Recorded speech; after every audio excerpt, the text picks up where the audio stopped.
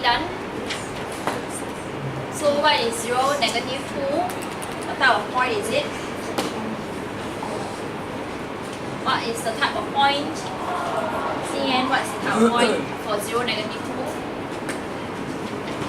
Sorry? A point of inflection, good.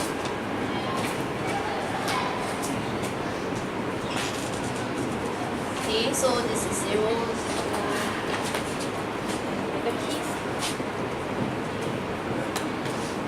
Okay, then for 1, -3, what kind of point is it? Bernice, what kind of point is 1, -3? A minimum point.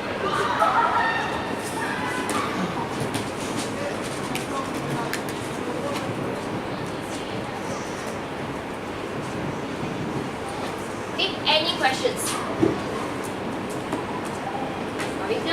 Alright, so next we will look into second derivative test. Okay, if there's a first, there's a second, but I'm not aware of the third.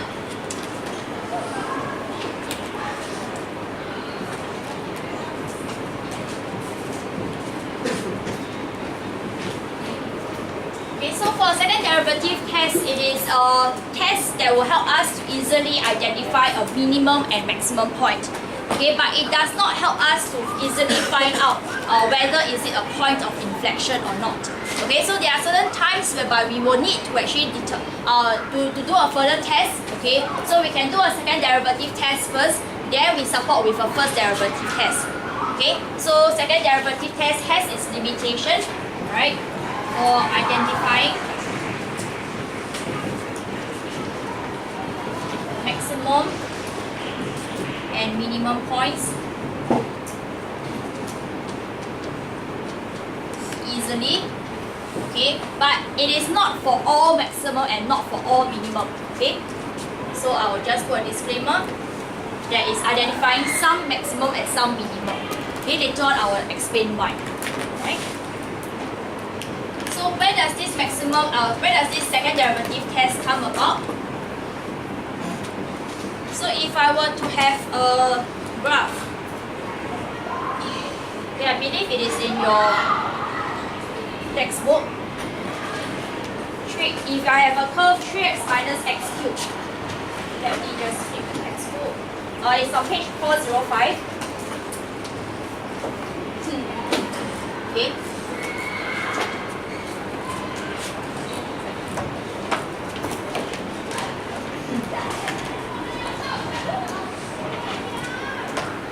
So if I have the curve to be plotted out, the curve would actually be plotted out like that, with a point 1, with a maximum point 1, 2. Okay, and take note that the axis is x and y. Okay, and then if I want to draw a curve, okay, that relates x to the first derivative, dy over dx.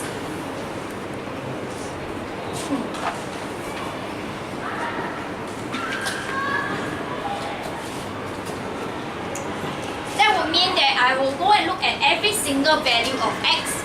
Okay, find out what is the gradient of the tangent, what is the value, okay, then after that I plot out that curve, okay, because the axis over here is dy over dx. So in this case, okay, if I were to just do a thought experiment, so when x actually increases, right, I will find that my tangent, okay, will actually get gentler and gentler, right? Okay, so my derivative will actually, the value of the derivative, although it remains positive, okay, but it is actually decreasing in its value. It is positive yet decreasing, okay. Then after that, on the other side of the maximum point, okay, I will find that the derivative itself is negative, but it gets steeper and steeper, so it is increasing.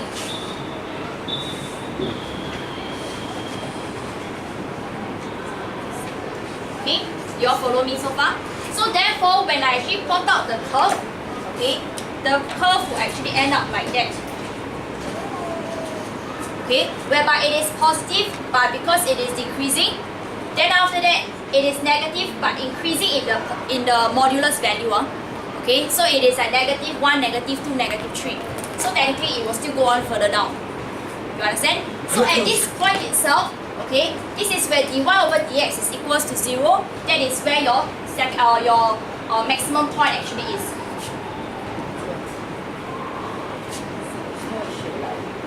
Okay, it is not a straight line, it is a curve. Starting is a curve because this is the equation.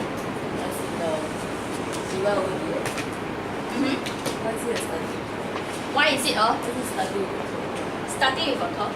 This one, it will be plotted out like that because we're looking at every single value, so it will actually end up becoming a curve. Huh? Starting.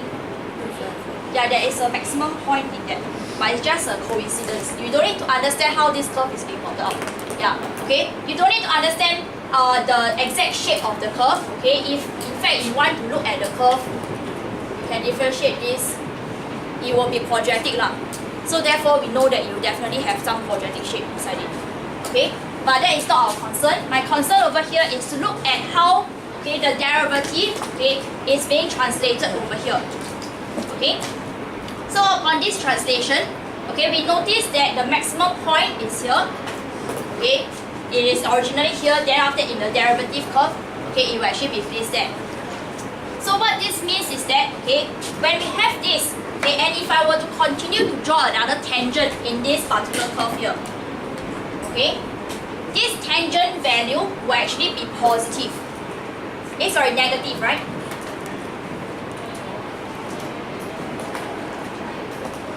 And since we are actually differentiating this again, which is a dy over dx, okay, so we are looking at the second derivative. So the second derivative will result in having a negative value, okay, because it is actually going downwards, right? So therefore, for every maximum point, maybe not all maximum points, but most of the maximum points, when we actually do a second derivative, alright, and it is a negative value, okay, that will tell us that it is going to be a maximum point.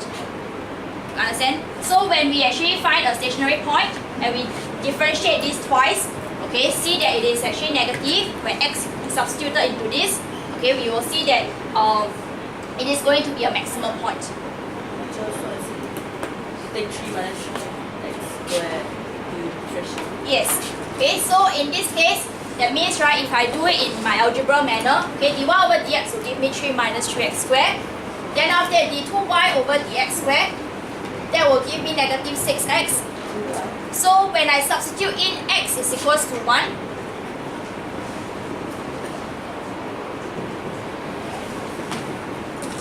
that will give me negative 6, which is a negative value. Okay, so upon saying that this is a negative value, I will be able to conclude that the point 1, 2 is a maximum. You understand what I'm saying? Yes. What do you catch already? Yes, so second derivative will be written as d2y over dx squared. Okay, this is how our second derivative is written. Okay, it is the notation itself. Okay? It is not a fraction. Like I said, the differentiation notations, they are not algebraic fractions. It doesn't mean that, so d2y over dx squared, it does not mean that it's d times y, d times x. No, they are not the same thing. Okay, it is just a notation to denote our second derivative. Yes. Why less than 0 is x? Because we noticed that if I were to draw a tangent over here, it will be downward sloping, so therefore it's negative. I can draw for all my curves, okay, and then I identify whatever maximum point that is, okay, it will always give me a second derivative to be lesser than 0. Okay, for most of my curves, they are always like that. This is just one of it that I want to show as an example. What is when x equals 1? Sorry? What is when x is? Because that is where your maximum point is. So, because you're looking at the second part of it. Oh. So when x equals 1, using that formula to use for this graph.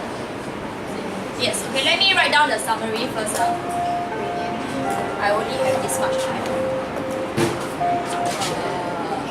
Okay, so if dy over dx is equals to 0 and my second derivative is less than 0 at the particular point x equals to p,